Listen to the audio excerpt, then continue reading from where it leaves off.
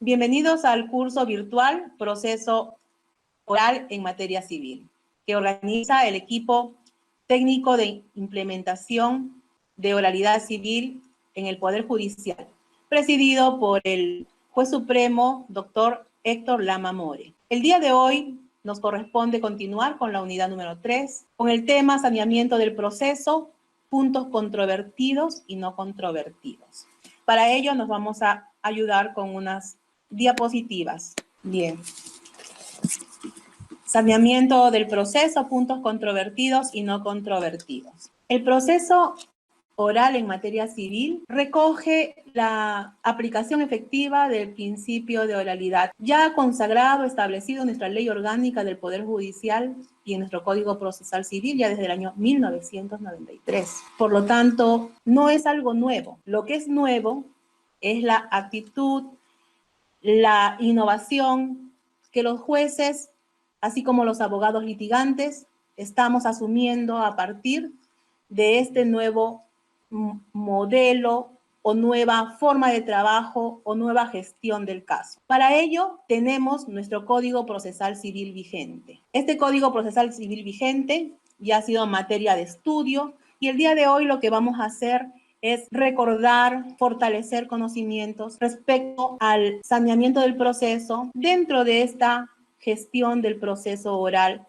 civil. El saneamiento del proceso es una etapa, así la hemos estudiado. Tenemos la etapa postulatoria, la etapa de saneamiento procesal, la etapa probatoria y la etapa decisoria. Se concibe este saneamiento del proceso como un objetivo que se persigue desde el inicio del proceso, con la etapa de la postulación. Específicamente, el saneamiento procesal se desarrolla durante todo el proceso. Por eso hablamos de un despacho saneador. Pero ese despacho saneador, básicamente, para ordenar nuestro proceso como un medio para materializar los derechos sustantivos, los derechos fundamentales, se desarrolla principalmente y obligatoriamente en tres momentos: en la calificación de la demanda, en la etapa misma de saneamiento procesal y excepcionalmente con la sentencia. ¿Qué es el saneamiento procesal? El saneamiento procesal es una actividad, es un deber del juez. También es una facultad del juez para limpiar, para ordenar o inmacular, dejar expedito el proceso, libre de todo vicio, defecto, omisión o nulidad, que pueda impedir posteriormente la solución del conflicto o incertidumbre jurídica, o para dar por concluido el proceso si constata la presencia de un defecto insubsanable. ¿Qué significa esto? Que sanear el proceso es verificar que esté libre de cualquier defecto subsanable para lograr una sentencia óptima que se pronuncie sobre el fondo, que decida el conflicto, que conceda o deniegue el derecho material o sustantivo que se está solicitando a través de este proceso. O de lo contrario, si existiera un defecto insubsanable, dar por concluido el proceso para no generar una expectativa mayor a los justiciables que genere no solo gasto económico o inversión económica, sino que no genere tampoco inversión en un tiempo inútil de incertidumbre que los va a conllevar a una decisión final que no solucione su conflicto. Es por ello que el saneamiento procesal o el despacho saneador es de suma importancia en nuestro proceso civil, que ahora aplica de manera eficiente el principio de la oralidad en su gestión. Entonces, el Código Procesal Civil le confiere al juzgador una serie de deberes y facultades a fin de que las cuestiones propuestas en la demanda y formuladas en contradicción por la parte demandada sean resueltas in limine en caso de existir defectos, nulidades, oscuridades, ambigüedades, afectaciones. ¿Para qué? Para que éstas no entorpezcan un pronunciamiento sobre el fondo del problema, de la causa, del conflicto o incertidumbre con trascendencia jurídica propuesta en el proceso. Es por ello que la finalidad del saneamiento del proceso es procurar que el proceso se constituya y desarrolle válidamente, es decir, revisar esa relación jurídico-procesal, que esa relación jurídico-procesal sea válida, que nos permita continuar con la siguiente etapa de fijación de puntos controvertidos y una admisión de medios de prueba y la actuación de medios de prueba idónea para la solución del conflicto, para que se logre convicción al momento de decidir, con el aporte de los abogados litigantes de manera eficiente, profesional, idónea. La finalidad entonces es que para encontrar una relación jurídico-procesal válida, se expurgue de la instancia los defectos formales. O sea, estamos en un momento en donde no decidimos las cuestiones de fondo del problema. Estamos gestionando nuestro proceso para que éste se conduzca a partir del saneamiento procesal limpio, correcto, válido para emitir una sentencia que solucione el conflicto, ya sea porque se declare fundada la demanda o porque se declare infundada la demanda, más no una sentencia inhibitoria que declare improcedente la demanda. Entonces, dentro de esta finalidad, corresponde al juzgador verificar la concurrencia de las condiciones de la acción y de los presupuestos procesales. Esta concurrencia, claro está, es revisada posteriormente a la circunstancia eventual que podría darse si la parte demandada interpone excepciones, las mismas que deben ser resueltas en primer lugar. Luego de resuelta una excepción, si se declara infundada, corresponde que el juez continúe con la revisión de esa concurrencia de elementos, requisitos de presupuestos procesales y materiales, presupuestos procesales y condiciones de la acción. Ello es lo que ya conocemos y debemos recordar, ¿no? El interés para obrar, la legitimidad para obrar, la capacidad para ser parte en el proceso, la competencia, la voluntad de la ley y el hecho de que el petitorio esté avalado por la norma jurídica, que sea posible jurídicamente. Se revisa también la concurrencia de los requisitos de admisibilidad y de procedibilidad. Y como nos encontramos también en una etapa, en una época de constitucionalización del derecho, de constitucionalización del derecho adjetivo que involucra el proceso, entonces debemos reverificar también que el debido proceso que se está dando hasta este momento, en sus elementos de tutela judicial efectiva vía acción, es decir, al materializar esta acción con la demanda, y vía contradicción, al responder afirmativa o negativamente esa demanda, se estén dando los elementos necesarios, se garantice esa tutela judicial efectiva. Y para ello, una de las garantías especiales en esta etapa del proceso es verificar que la parte demandada tenga la garantía de tener conocimiento de la demanda que se ha interpuesto en su contra.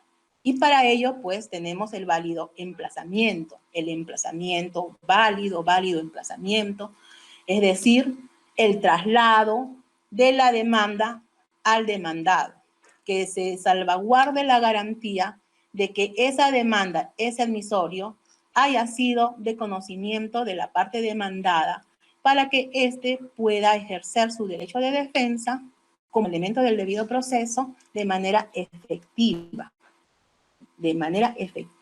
oportuna. Y el momento para revisar si no se está vulnerando ese derecho, pues también es el desandamiento procesal. Y también verificar otros elementos como el hecho de la materialización de la demanda, la contestación, si se están cumpliendo con todos los requisitos, ¿no? Si corresponden dirigir la demanda, ¿no? contra una persona, o se está omitiendo a alguna persona que debería participar en el proceso. Entonces, para no afectar esa tutela judicial efectiva, tanto en vía de acción como en vía de contradicción, también debemos revisar en esta etapa procesal de saneamiento este debido proceso. Y luego verificar si no se ha incurrido en alguna nulidad que podría estar en concordancia de repente con un emplazamiento que está defectuoso, que está válido, que está manipulado. A veces ocurre, por ejemplo, que se demanda a una persona y el domicilio es el mismo domicilio de la parte demandante. Se ha obviado precisar si es un interior, es una habitación independiente o que se encuentra en la parte interna del mismo inmueble. Entonces, es el momento en donde, luego de la conversación, de escuchar a las partes y establecer un diálogo pertinente, es que podemos establecer y salvaguardar, verificar si debemos continuar o debemos esperar para poder efectuar un válido emplazamiento y que no se afecte el derecho de defensa vía contradicción de la parte demandada. Eso es lo que se llama tutela judicial efectiva. Entonces, estos puntos son los que tenemos que revisar y lo tenemos como finalidad para que la relación jurídico-procesal propuesta en una demanda sea considerada válida o sea subsanable, o en caso de defectos insubsanables, se opte por la nulidad y conclusión del proceso. ¿Por qué? Porque lo que requerimos es avanzar en el proceso como medio para satisfacer los derechos sustantivos con un proceso idóneo que realmente nos permita emitir una sentencia, ¿no? Con fundabilidad, que ampare el derecho o que no lo acepte, evitando sentencias inhibitorias. Al respecto, la casación 1288 establece justamente lo que estamos explicando. Hay innumerable jurisprudencia que establece este despacho saneador y que establece que existen 3 momentos especiales para que, como deber del juez, revise esta relación jurídico-procesal válida, y también para que el juez se preocupe y ponga bastante relevancia e interés en purgar y dejar o filtrar todo este proceso para que se desarrolle de manera apropiada y nos lleve a una actividad probatoria efectiva. Entonces, si tenemos un despacho saneador, tenemos esos 3 elementos obligatorios para verificar la concurrencia de todos estos elementos, presupuestos procesales, condiciones de la acción. Uno es en la calificación de la demanda, cuando buscamos que haya concurrencia, que no se haya incurrido en alguna causal de improcedencia prevista en el artículo 427 del Código Procesal Civil. Y luego pasamos, de pasar ese tamiz, pasamos ya a lo que es verificar la concurrencia de los requisitos de la demanda para efectos de una inadmisibilidad o de una admisión a trámite. Luego tenemos el segundo momento, esta etapa de saneamiento procesal que establece el artículo 465 del Código Procesal Civil. Este artículo 465 nos da posibilidades a los juzgadores. La primera, declarar saneado el proceso por existir una relación jurídico-procesal válida.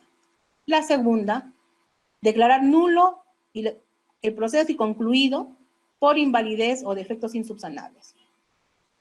Y la tercera posibilidad que nos otorga este artículo 465 del Código Procesal Civil es la de conceder un plazo acorde a la vía procedimental y también acorde al defecto que se verifica para que la parte demandante pueda subsanar el mismo. Claro está, bajo el apercibimiento de que en caso de no subsanar eficazmente dicho defecto, se opta por la nulidad y conclusión del proceso. Eso lo establece el artículo 465 del Código Procesal Civil. Y tenemos un tercer momento, que es el artículo que se establece y se reconoce en el artículo 121, en la parte final de este artículo, que es la excepcionalidad en el momento de la sentencia. Fíjense, si desarrollamos de manera eficaz un saneamiento procesal hasta la etapa misma, hasta este segundo momento, vamos a evitar llegar a una sentencia inhibitoria en donde excepcionalmente nos pronunciemos sobre la validez de la relación procesal, que eso significa declarar improcedente la demanda. Ese es un tercer momento. Debemos hacerlo al momento de empezar la decisión. Debemos revisar para verificar si el saneamiento procesal en su segunda etapa, cumplió su finalidad. Si cumplió su finalidad, emitiremos una sentencia de fondo. Y si no, lamentablemente, tendremos que ir a esa excepción que establece el artículo 121 del Código Procesal Civil, ¿no? Y pronunciarnos sobre esa validez de la relación procesal. Dicho esto, la función del juez es esa: verificar la concurrencia de los presupuestos procesales, condiciones de la acción, verificar si hay legitimidad para obrar, interés para obrar en el proceso, verificar la capacidad procesal, la competencia, ¿no? La voluntad de la ley respecto de los petitorios formulados, ¿no? Pero ojo, para el saneamiento procesal no solamente el juez tiene deberes y funciones.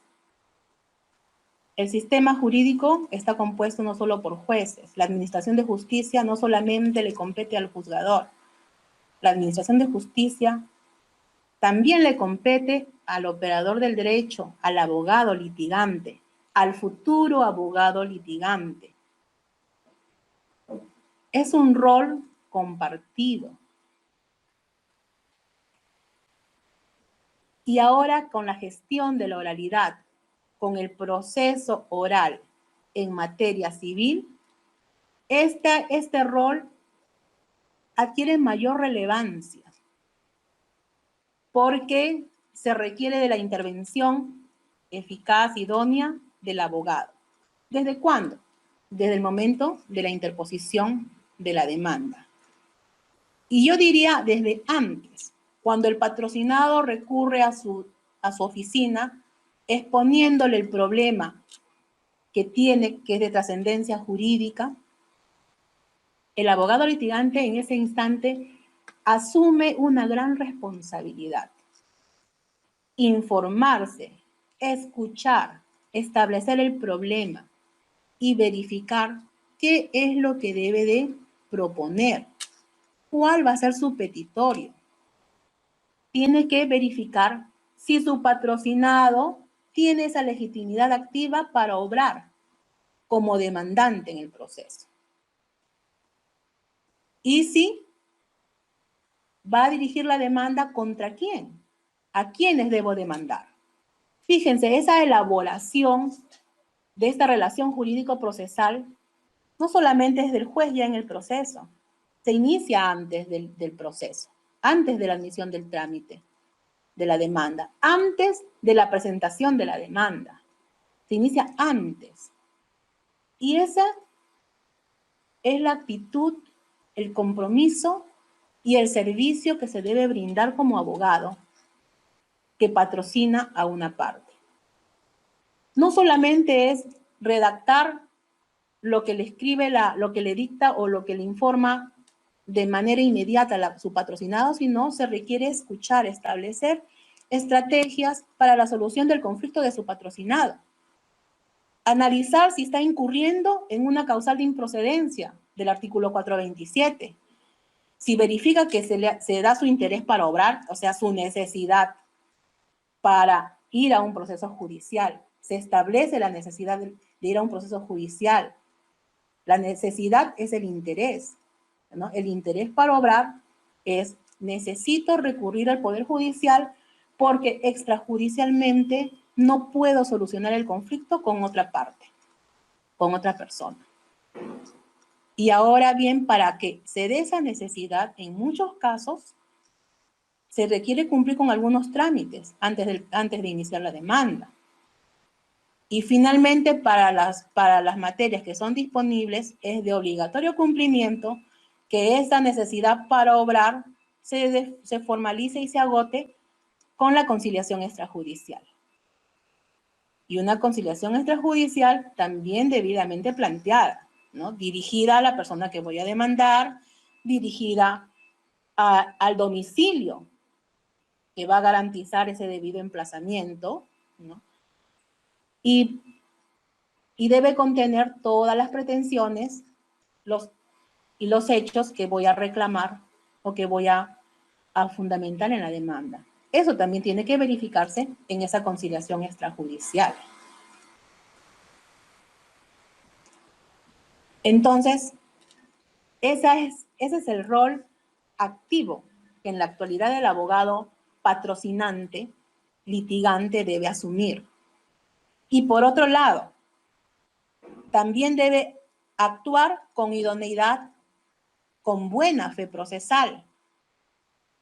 Identificar el domicilio a donde se va a efectuar el debido emplazamiento, para salvaguardar el debido proceso. Yo, demandante, tengo que salvaguardar que la sentencia, que de ser el caso le otorga un derecho a mi patrocinado, haya observado todos los elementos del debido proceso. Debo garantizar, debo asegurar que contra quien se dirige la demanda va a tener toda la posibilidad de conocer esa demanda y de contestarla. Por lo tanto, señalar el domicilio procesal o el domicilio fiscal en el caso de las personas jurídicas es muy importante. También es muy importante establecer si hay un domicilio incierto o si el domicilio está en el extranjero, si se tiene que librar exhorto. Toda esa búsqueda es antes de materializar el derecho de acción de su patrocinado. Eso es lo que va a determinar que la relación jurídico-procesal sea debidamente propuesta. Por el lado del demandado, viene mi patrocinado y me expone que le han notificado un admisorio de una demanda. También le corresponde al abogado litigante, en primer lugar, revisar si existe esa legitimidad para obrar del demandante, si a quien debe demandar es a su patrocinado, si debe formular una denuncia civil de repente, si hay otro litis consorte necesario que debe ingresar al proceso y que no se ha tenido en cuenta. Y además de cumplir con los requisitos del artículo 442 del Código Procesal Civil.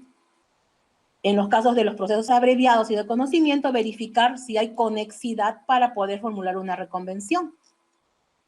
Y lógicamente, en este proceso, al momento de contestar, antes de contestar a la demanda,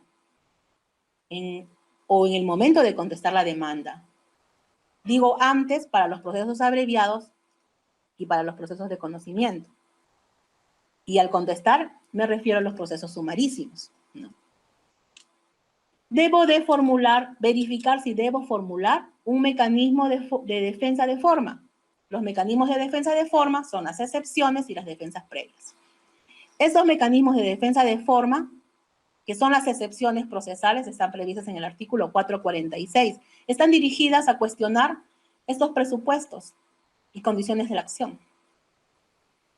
Tenemos la excepción de competencia. Recuerden que la competencia territorial en la actualidad es prorrogable. El juez no puede inhibirse del conocimiento de un proceso por competencia territorial. La competencia territorial se cuestiona vía excepción, vía contienda de competencia. Si no lo hacen, se prorrogó la competencia y el juez asume su competencia, ¿no? Tenemos también las defensas previas. Ojo, en estos casos, por ejemplo, tenemos los casos en que si se está peticionando un desalojo por ocupación precaria porque la compra-venta feneció por resolución de contrato extrajudicial. Bueno, yo, abogado de la parte demandada, ¿fue así, patrocinado? Bien, ¿cumplió usted con los pagos? ¿No ha pagado usted el saldo del precio de la compra-venta? ¿Le mandaron la carta notarial acorde al artículo 1429, al acorde al artículo 1430, conforme lo establece el cuarto pleno casatorio civil? ¿Hubo ese requerimiento de entrega y desocupación? Si no lo hubo, un momentito, acá no se ha cumplido aún eso. El demandante debió cumplir. Es algo que debió ocurrir antes de. Tampoco concilió, se olvidó de conciliar. No lo invitó a conciliar. Entonces, eso no es falta de legitimidad para obrar. No. En todo caso, se debe cuestionar como una defensa previa. Entonces, excepciones y defensas previas como mecanismos de defensa de forma son responsabilidad del rol que debe cumplir un abogado patrocinante y que lógicamente debe estar acorde al concepto que tiene cada una de estas instituciones procesales como mecanismos de defensa de forma. Porque esto en la actualidad no solamente se va a proponer por escrito, sino que luego va a ser expuesto oralmente y sustentado oralmente.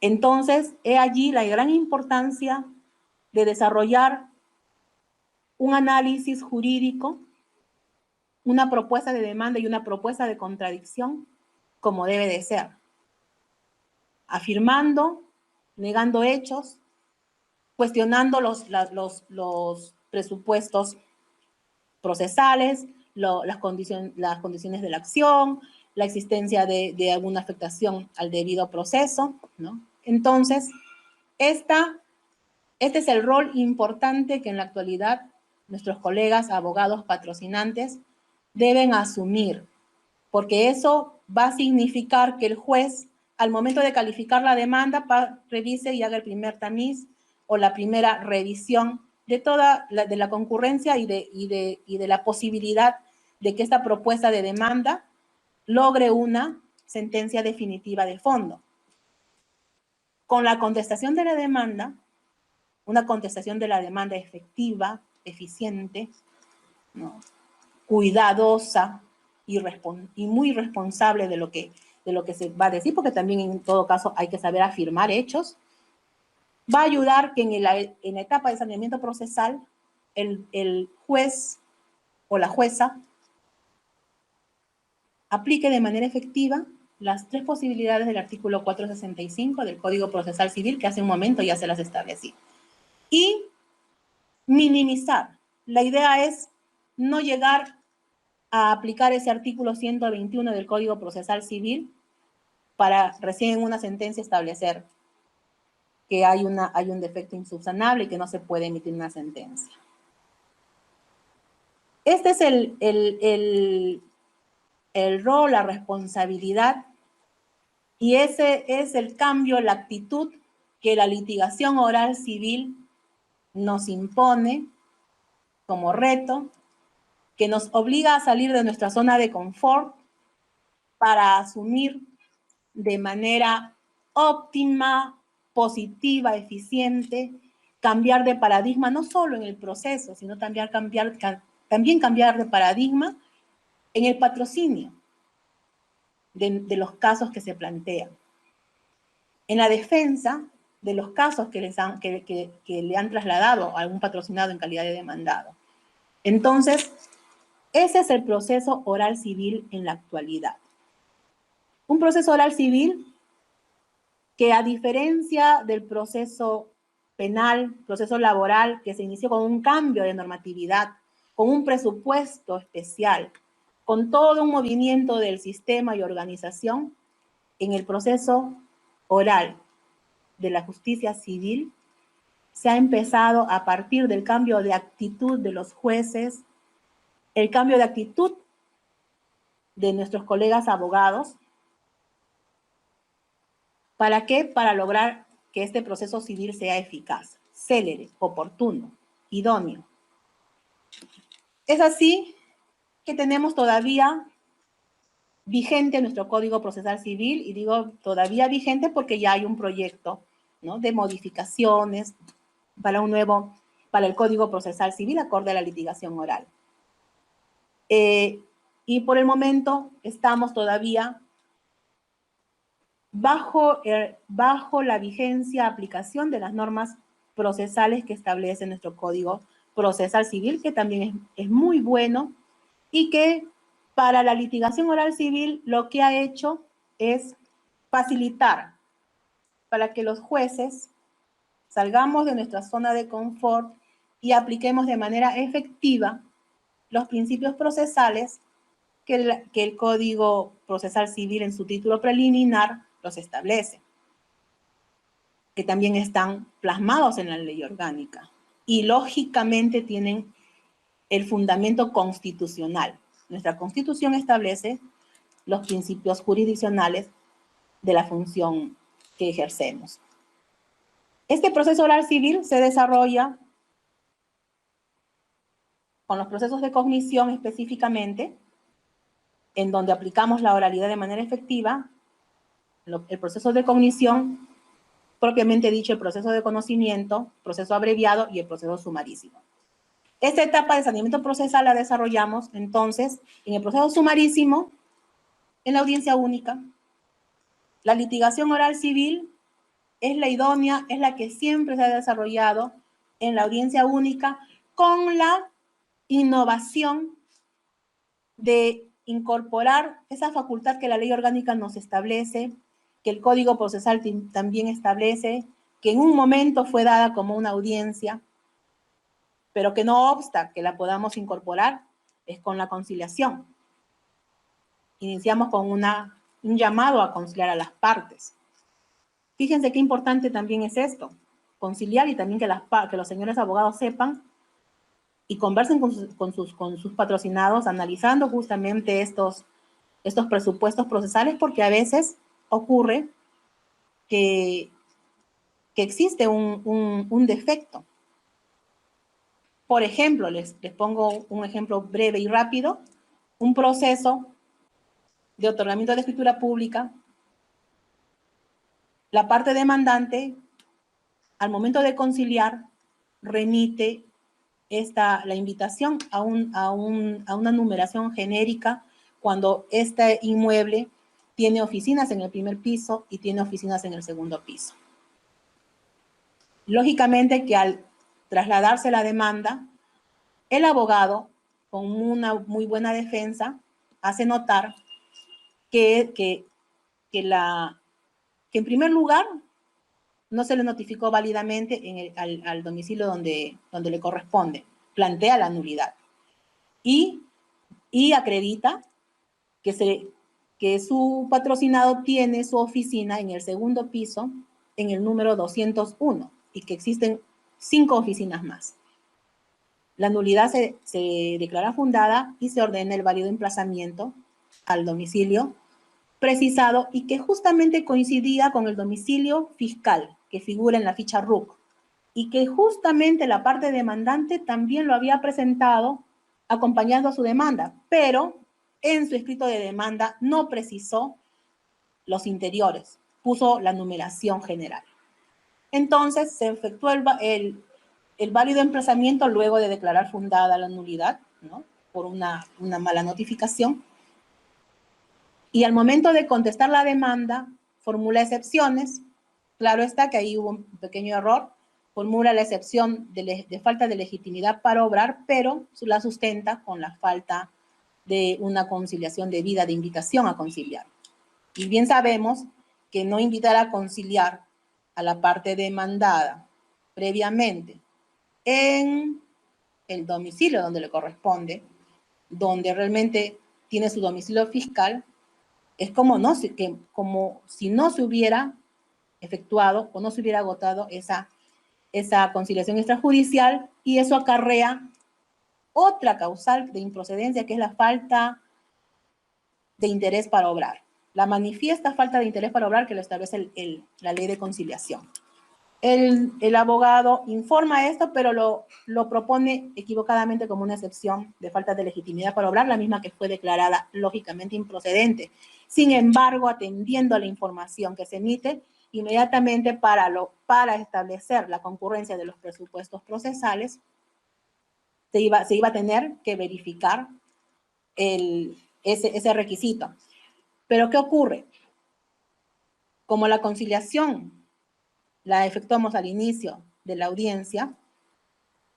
se le preguntó a la parte demandante si estaba llana a conciliar, dijo que él lo único que quería es que le otorgaran su escritura pública. Fíjense que si él decía que no, se iba a ir a ese camino, de que no había una conciliación extrajudicial agotada, no había un interés para obrar. Se le pregunta a la parte demandada, a esta inmobiliaria, si está llana a otorgar la escritura pública, y la inmobiliaria dijo que sí, que no tenía ningún inconveniente. Lo que no quería era que había una discrepancia respecto a un porcentaje.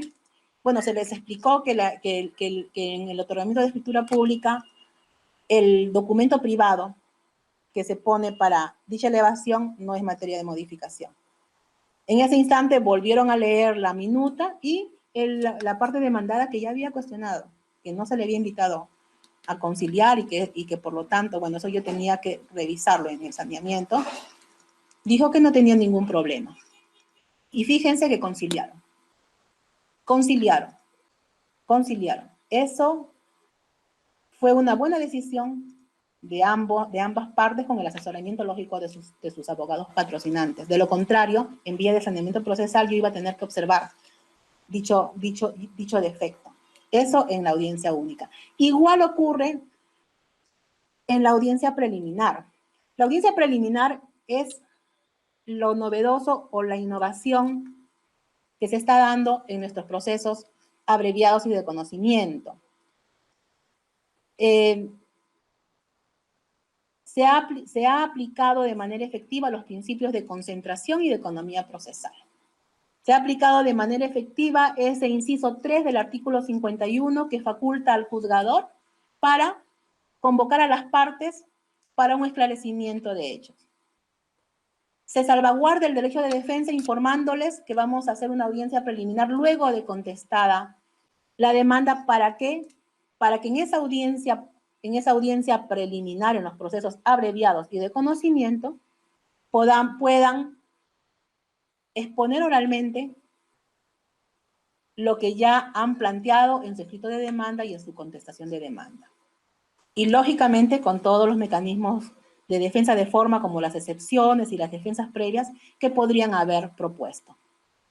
¿Qué ocurre? Que esto facilita esa concentración procesal, facilita la celeridad, esa observancia de plazos que antes teníamos, separando estas etapas con requerimientos para que propongan la fijación de puntos controvertidos y luego volver a sacar el expediente para fijar los puntos controvertidos, lo que nos llevaban varios meses.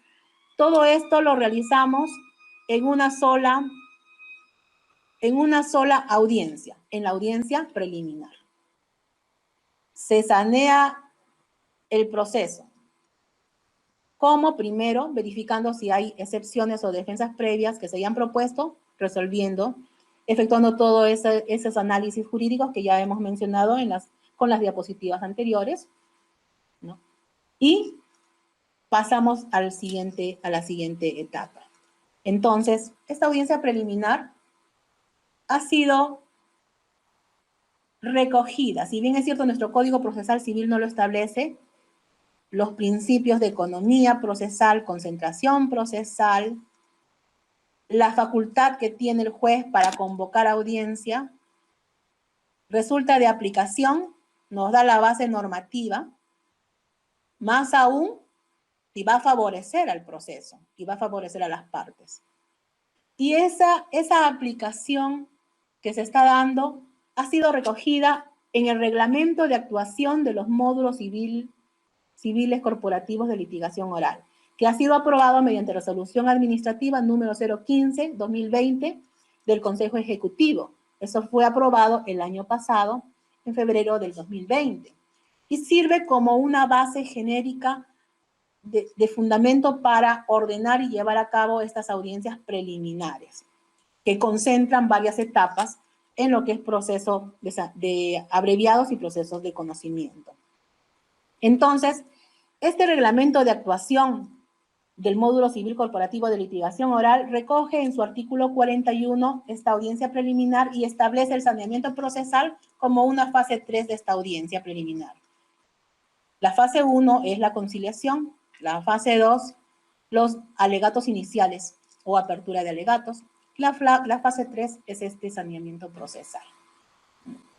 Entonces, cuando se frustra, cuando no es posible llegar a una conciliación, ya sea porque las posturas son realmente opuestas, no hay voluntad de conciliar o no pueden conciliar por algún motivo, escuchamos a las partes, tanto el demandante como el demandado, para que nos propongan nuevamente y de manera oral, dentro de los alcances y límites de su escrito de demanda y su contestación de demanda, su tesis y su contradictorio, ¿no? Su propuesta y su contradictorio. Claro está que también se puede hacer algunas preguntas para poder entender mejor el problema y se puede realizar un breve conversatorio. Ese es el segundo momento y eso nos va a permitir realizar ya la etapa de saneamiento procesal. Si hay excepciones y defensas previas para que se resuelvan en ese instante y revisar toda la relación jurídico-procesal y emitir el auto de saneamiento que corresponde. Entonces, este artículo 41 establece que el juez emite la resolución, ¿no? Resolviendo las excepciones procesales y cuestiones previas, defensas previas, debiera decir, así como pedidos de incorporación de partes o terceros y cualquier otra solicitud afín formulada durante la audiencia, y también establece el resultado del ejercicio de toda esa facultad de saneamiento procesal que ya hemos visto, ¿no? Que incluye inclusive la revisión del debido proceso, el válido emplazamiento, ¿no? O las nulidades que podrían suscitarse. Bien, todo esto es lo que corresponde a esa etapa de saneamiento procesal. Una vez purificado nuestro proceso, o como dice la palabra, volverlo inmaculado, puro, es lo que se busca, lo óptimo, pasamos entonces a la siguiente fase o etapa, que es la fijación de puntos controvertidos. Y el tema que debemos abordar no solamente es puntos controvertidos, sino y puntos no controvertidos. Fíjense que una vez efectuado emitido el auto de saneamiento o haber desarrollado esa actividad de saneamiento procesal, no solamente por el juez, les reitero, sino ya también propuesta, revisada por los señores abogados patrocinantes, nuestros colegas, corresponde, según el artículo 468 en los procesos abreviado y de conocimiento, dar 3 días para que propongan los puntos controvertidos. Y fíjense que bajo el sistema predominantemente escrito, porque lo que tenemos es teníamos un sistema predominante escrito, casi burócrata, casi de asiento nada más y documental, en donde notificábamos, y ustedes saben todo lo que demora para salir una notificación. Se vencieran los 3 días, propusieran los puntos controvertidos las partes, se diera cuenta de ese escrito para proponer los puntos controvertidos, e ingresar al expediente, al despacho, para poder fijar esos puntos controvertidos, ¿cuántos días y a veces meses debía pasar bajo la gestión tradicional de los procesos civiles?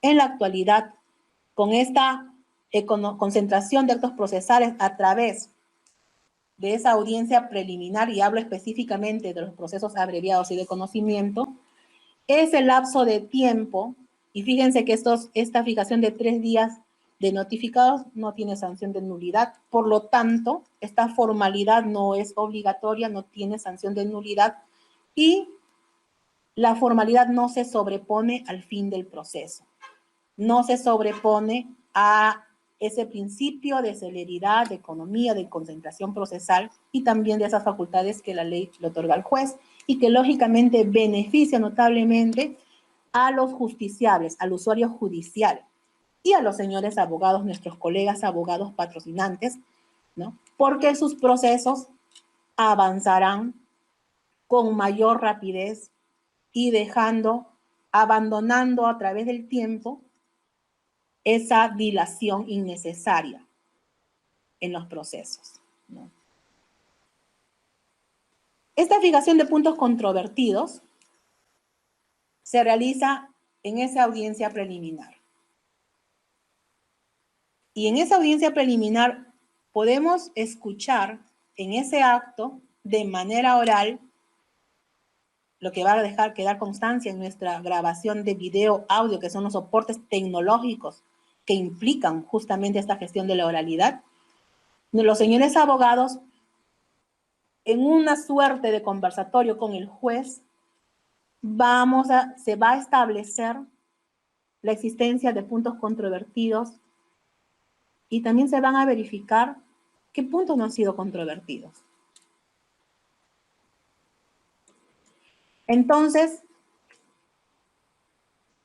los puntos controvertidos, la fijación de puntos controvertidos según el Código Procesal Civil es un deber del juzgador. Y el 10º pleno casatorio publicado en el año 2020, en septiembre, la casación 1242-2017 del Lima Este, establece en su segunda regla de observancia obligatoria a nivel nacional: el juez fijará los puntos controvertidos con precisión y exhaustividad. Precisión y exhaustividad, los cuales no deben ser una mera descripción de las pretensiones procesales postuladas en el proceso. Es una regla que recoge la práctica judicial, ¿no? A veces una práctica judicial no tan bien ejercida, por inercia, por dejadez, por excesiva carga procesal, cansancio, desmotivación a veces, no solamente de los señores abogados, sino también de los jueces y de nuestros colaboradores también, ¿no? La fijación de puntos controvertidos corresponde al juez como director del proceso, ¿no? El juez es director del proceso.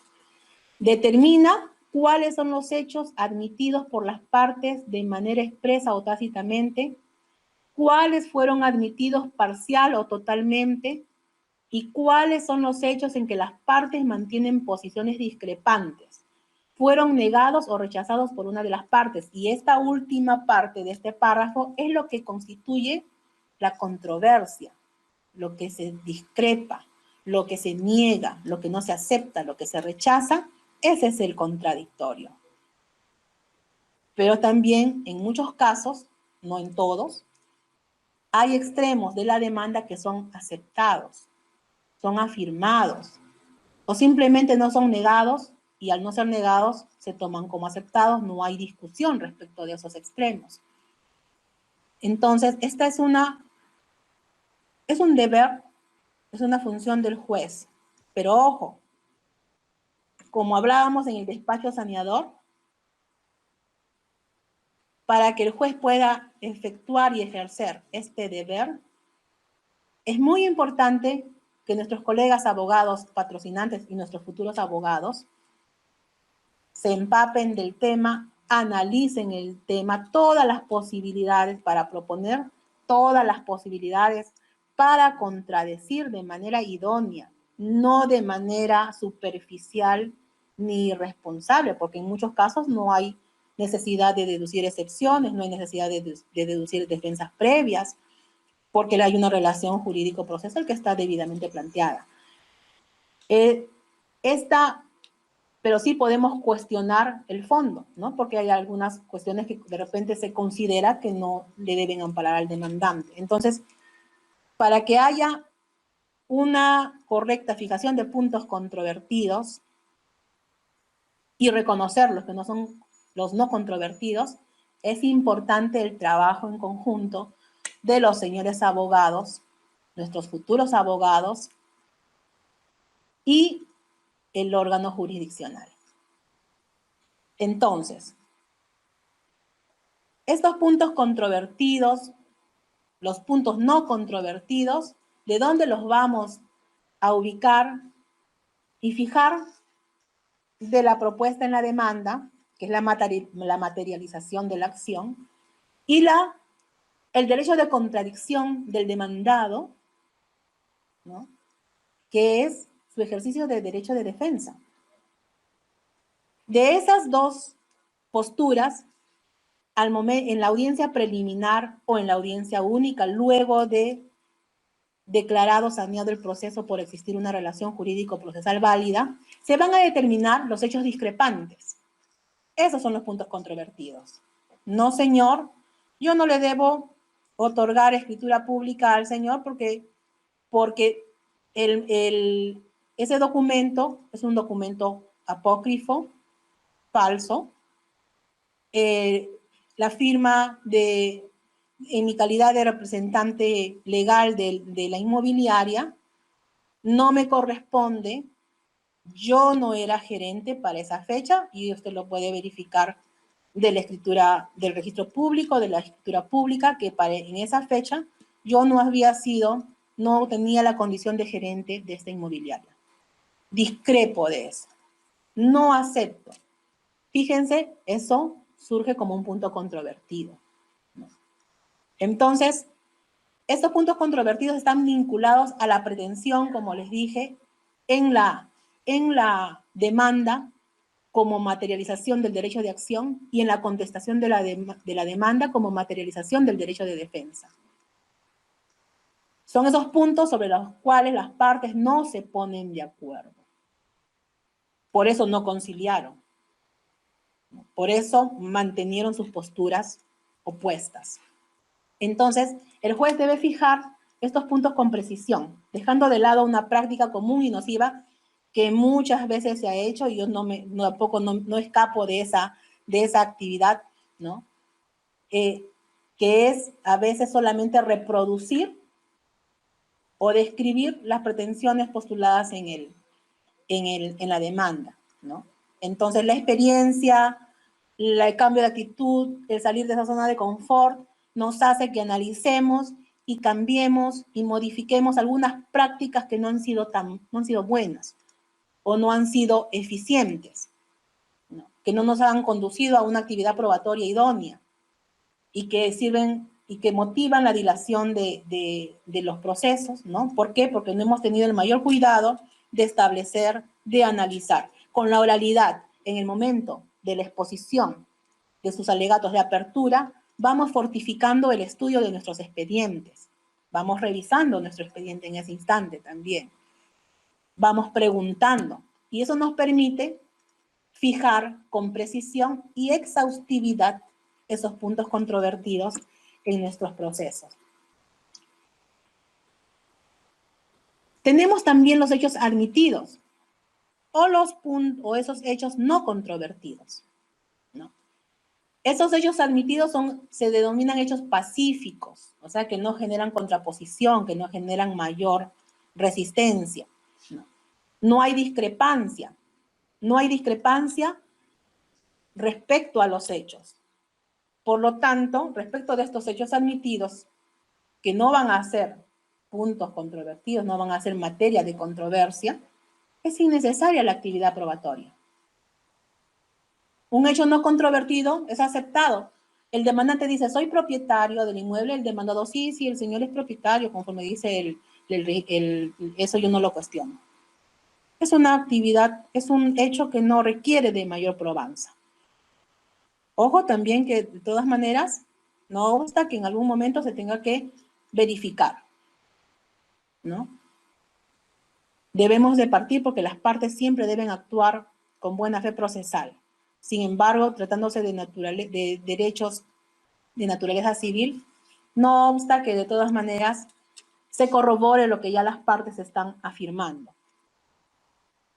Entonces, estos hechos admitidos no requieren probarse. Además también de aquellos hechos que son notorios, aquellos que ya están establecidos, ¿no? Que no deben ser objeto de prueba. Entonces, ello significa que estos hechos no controvertidos, estos hechos admitidos, estos hechos pacíficos, no deben ser sujetos de actividad probatoria, no deben ser objeto, perdón, de actividad probatoria, pero tampoco significa que no debamos de mencionarlos.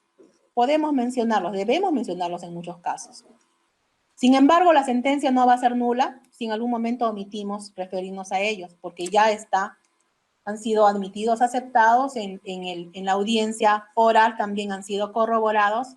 Entonces no va a generar nulidad la omisión de pronunciamiento o de consignación de esos hechos admitidos en la sentencia. Lo que sí va a acarrear nulidad es que no nos pronunciemos por esos puntos controvertidos, por esos hechos discrepantes. El no análisis, el no pronunciamiento, la no exposición del análisis de estos hechos controvertidos, eso sí va a originar la nulidad de una sentencia. Eso sí va a originar la nulidad de una sentencia, porque se va a afectar el principio de congruencia procesal. Y estos hechos no controvertidos, entonces, se constituyen en una obligación del juez para desarrollar su actividad probatoria, para generar convicción, y digo de su actividad probatoria porque una vez que los medios probatorios ingresan al proceso, ya forman parte del proceso, ¿no? Y ya el juez tiene la disponibilidad para su actuación, para viabilizar la actuación en tanto sean pertinentes y útiles, y poder encontrar un análisis y una valoración de los mismos respecto de esos hechos controvertidos necesariamente. Para los hechos admitidos sirven para corroborar, ¿no?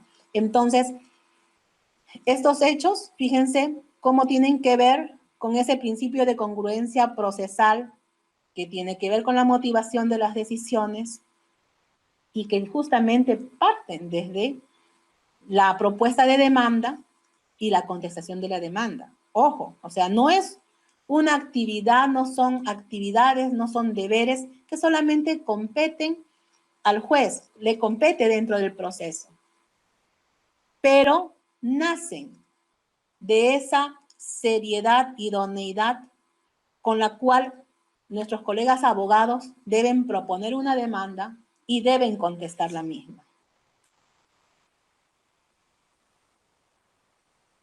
Estos hechos no controvertidos, que van a determinar los puntos controvertidos, esos hechos admitidos o aceptados o afirmados, los encontramos expuestos y explicados en esta casación vinculante, que es el 10º Pleno Casatorio Civil Vinculante de Lima Este. Nuestra Corte Suprema, para poder analizar las cuestiones de la actividad probatoria y específicamente de los medios probatorios de oficio, además de establecer en esa regla que es deber del juez fijar de manera precisa y exhaustiva estos puntos controvertidos que se forman de los hechos controvertidos, discrepantes, ha explicado en el contenido de la sentencia de esta casación estos hechos no controvertidos o afirmados, estos hechos controvertidos, y a su vez también se refiere a la situación de la rebeldía de los demandados. Para el caso de los demandados que han sido declarados rebeldes, ¿qué hacemos? Hemos tenido muchas veces inconvenientes para desarrollar esta etapa de fijación de puntos controvertidos. El demandado válidamente emplazado no ha hecho ejercicio de su derecho de defensa, por lo tanto, acorde al artículo 458 del Código Procesal Civil, se ha declarado rebelde a esta parte. No tenemos la discrepancia ni la afirmación. No tenemos esa contradicción a la propuesta de la pretensión. Por lo tanto, en ese proceso donde todos los demandados o el único demandado es rebelde, no existen ni hechos controvertidos ni hechos admitidos. Por lo tanto, no podemos fijar esos en nuestra etapa, en la etapa de fijación de puntos controvertidos. Entonces, ¿qué sugiere la Corte Suprema cuando no hay una posición contraria a los hechos afirmados por el actor o el demandante? Cuando solamente tenemos los hechos afirmados por el demandante y no la posición del demandado. Si bien es cierto, podríamos, como se hace en muchos casos y resulta aplicable, que se haga efectiva la presunción legal relativa sobre la verdad de los hechos que establece el artículo 461 del Código Procesal Civil. Sin embargo, eso no escapa de que se deban corroborar las afirmaciones dadas, porque ocurre, no siempre, son pocas las veces, en donde los hechos alegados en la demanda no han sido acreditados en lo absoluto. Fíjense qué responsabilidad tenemos los abogados, y en su momento principalmente los abogados patrocinantes y litigantes, de que al materializar el derecho de acción de su patrocinado, deban no solamente formular el petitorio, no solamente exponer los fundamentos, no solamente alegar los hechos que respaldan su petitorio, sino también tener mucho cuidado de proporcionar y de ofrecer en esta etapa postulatoria esos medios probatorios que van a corroborar los hechos que está afirmando. Porque no siempre una declaración de rebeldía va a causar esa presunción legal relativa sobre la verdad de los hechos. Bien, entonces, volviendo al tema de los hechos relevantes que la Corte Suprema nos sugiere, y creo yo que es bastante adecuado porque no estamos frente a hechos no controvertidos, ni a hechos controvertidos, ¿no? No estamos frente a puntos controvertidos, ni puntos admitidos o afirmados. Estamos entonces, en estos casos, la solución y la sugerencia que se da en esta casación suprema es que se consideren como hechos relevantes. Y estos hechos relevantes no son más que esos hechos que se han expuesto en la demanda, por la parte demandante, ¿no? Esta etapa de fijación de puntos controvertidos, en los procesos sumarísimos se desarrollan, como ya todos lo sabemos, y como nuestros futuros colegas abogados también lo han estudiado, en los procesos sumarísimos dentro de la audiencia única. Y en la gestión de la oralidad, ¿no? En la gestión de la oralidad, el artículo 43 del reglamento de actuación del módulo civil corporativo de litigación oral, y reitero, aprobado por resolución administrativa número 015 del 2020, en febrero del 2020, fíjense, ya pasó más de un año,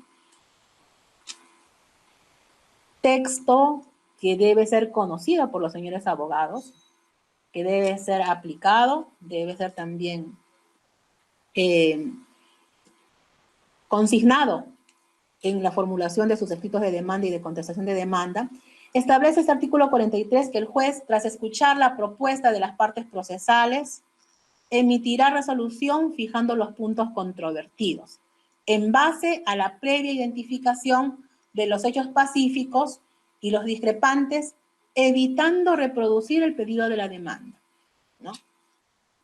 O sea, salir de esa costumbre de solamente fijar como punto controvertido lo que la pretensión principal, la pretensión accesoria. Es más, ocurre que todavía a veces ¿no? La parte demandante o demandada a través de su abogado dice no se ha fijado respecto de mi pretensión accesoria, ¿no? Cuando no ha sido de repente materia de oposición ni de contradicción. Fíjense, acá hay una ligera modificación que se considera como una buena práctica.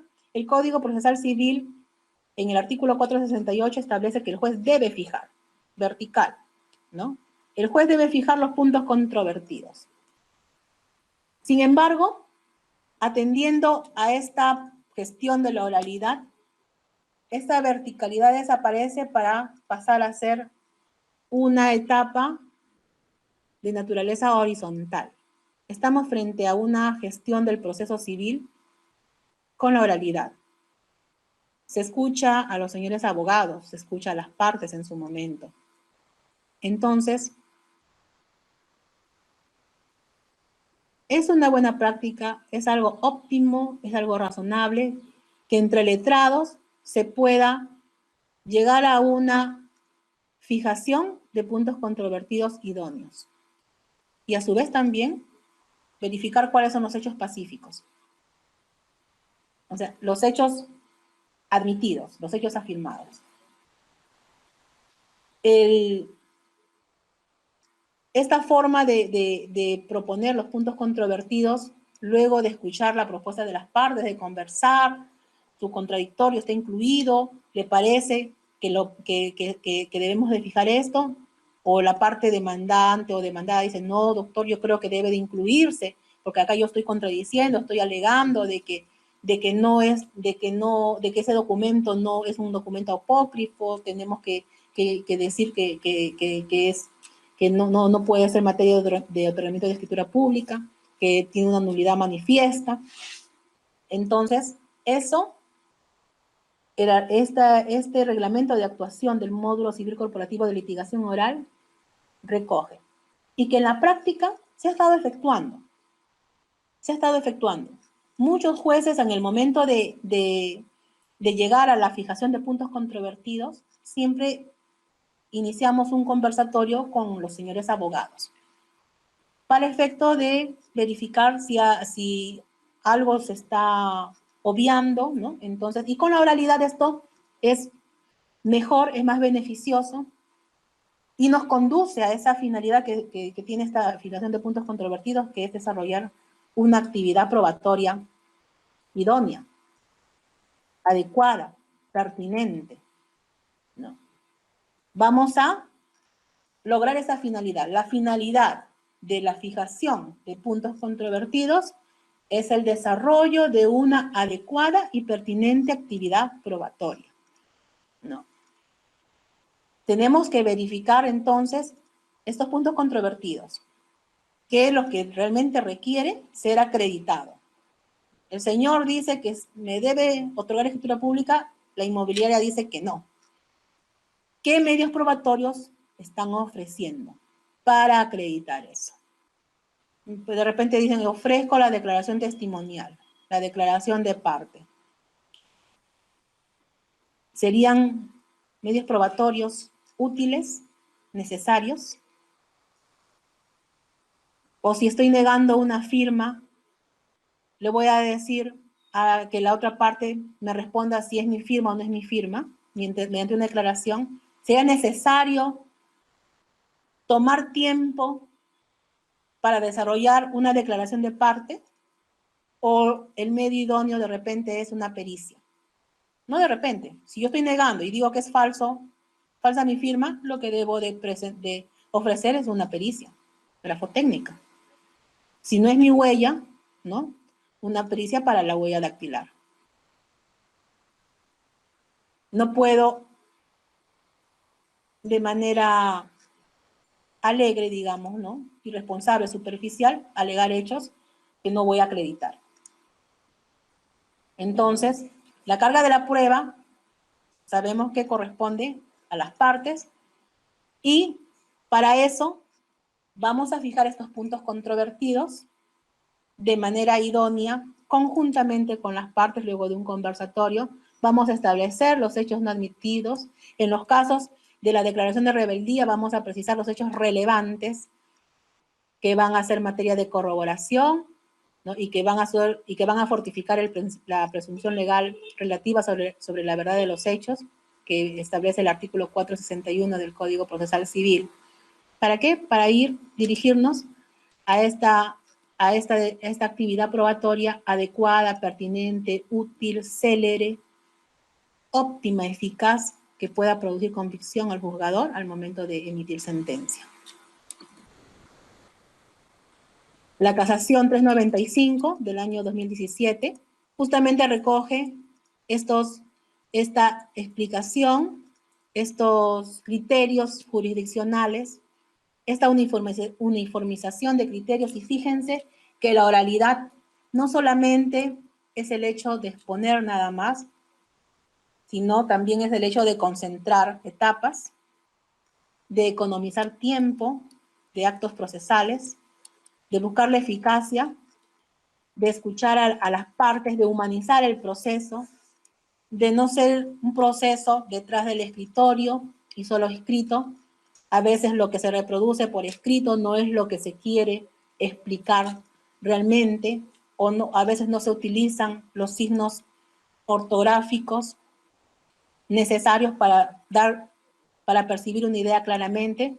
Lo que sí se puede conseguir es a través de la exposición oral, ordenada, analizada previamente por los señores abogados, en un proceso en donde el principio de oralidad es eficaz y eficiente. Y cito justamente a Angela Davis, quien dijo: no estoy aceptando las cosas que no puedo cambiar, estoy cambiando las cosas que no puedo aceptar. Fíjense el contenido de una actitud, de no conformarse, de salir de la zona de confort.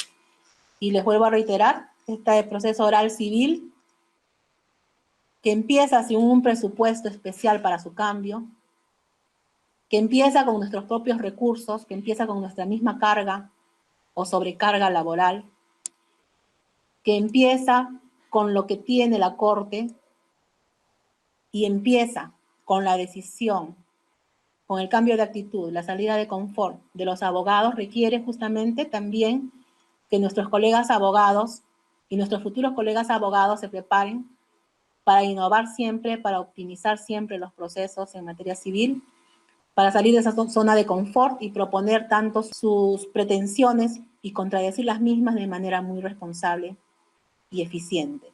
Y agradezco la posibilidad de haber compartido y de que ustedes puedan escuchar y analizar que este saneamiento procesal y esta fijación de puntos controvertidos va a ser realmente eficaz y óptimo en tanto los colegas abogados planteen y analicen los casos conforme corresponde, con mucha responsabilidad, en beneficio de los usuarios judiciales. Muchas gracias.